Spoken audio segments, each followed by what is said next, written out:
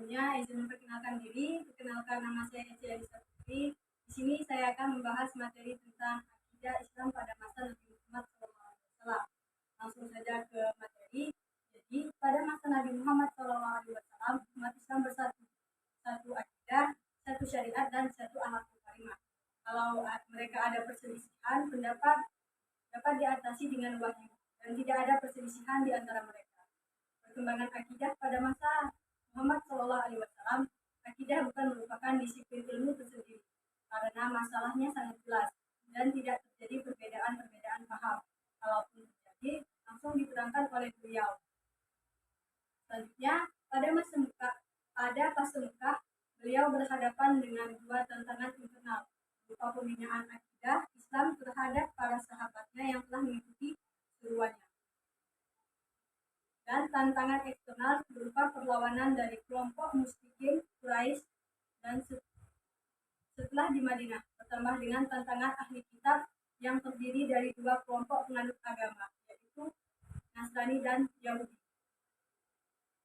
Terhadap para sahabat yang telah mengikuti beliau, Nabi menanamkan satu corak ajaran akidah sebagaimana yang diajarkan melalui wahyu, yaitu mempercayai ketuhanan Allah yang Maha Esa. Rasulullah Muhammad SAW beserta ajaran yang dibawanya, yang beliau terima melalui wahyu para malaikat dan yang memiliki tugas-tugas tertentu.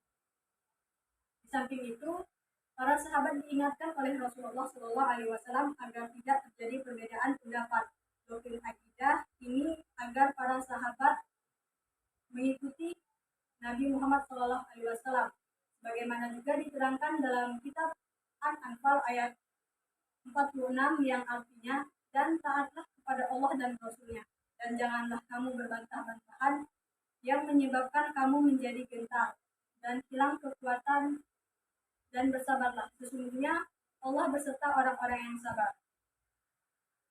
Di samping itu, Allah juga diberi contoh tentang umat-umat sebelumnya yang bercerai-berai karena perbedaan pendapat. Selanjutnya ada beberapa penyimpangan akidah pada zaman Rasulullah SAW. Di antaranya adalah penyimpangan akidah orang-orang Arab terdahulu.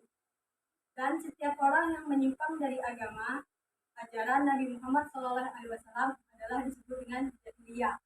Pada umumnya, pengertian jahiliyah yang beredar di masyarakat luas adalah keadaan orang-orang Arab sebelum Islam, karena mereka bodoh terhadap Tuhan, Rasul, dan syariat, serta mereka berbangga-bangga dengan keturunan dan kebesaran mereka. Selanjutnya, di bawah ini ada beberapa penyimpangan akidah pada zaman Rasulullah SAW. Yang pertama, prasangka buruk juga termasuk kejahiliahan, sebagaimana firman Allah ketika kaum musyrikin menang pada perang Uhud. Yang kedua, ketika orang-orang kafir menanamkan dalam hati mereka kesombongan, yaitu kesombongan jahiliyah. Lalu Allah Subhanahu wa Ta'ala menurunkan ketenangan kepada Rasul dan kepada orang-orang mukmin, serta Allah mewajibkan kepada mereka dengan kalimat takwa, dan mereka berhak dengan kalimat takwa itu patut memilikinya. Jadi Nabi Muhammad SAW mengajarkan kepada para sahabatnya agar berpegang teguh pada ajaran dan bersikap netral kepada ahli kitab, dan tidak menyalahkan dan tidak membenarkan, sebagaimana yang dijelaskan pada hadis yang artinya, dan janganlah kamu membenarkan ahli kitab dan janganlah pula kamu mendustakannya, dan katakanlah kami telah beriman kepada Allah dan kepada apa yang telah diturunkan kepada Nabi Muhammad SAW. Jadi dapat disimpulkan, pada masa Nabi Muhammad SAW, akidah umat Islam adalah bersatu. Mereka satu akhlakul karimah, satu akidah, dan satu syariat. Kalaupun ada permasalahan ataupun perdebatan, langsung diselesaikan oleh Nabi Muhammad melalui wahyu-wahyu yang telah diturunkan oleh Allah Subhanahu wa Ta'ala.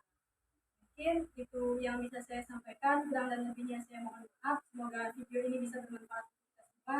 Dan saya akhiri, wassalamualaikum warahmatullahi wabarakatuh.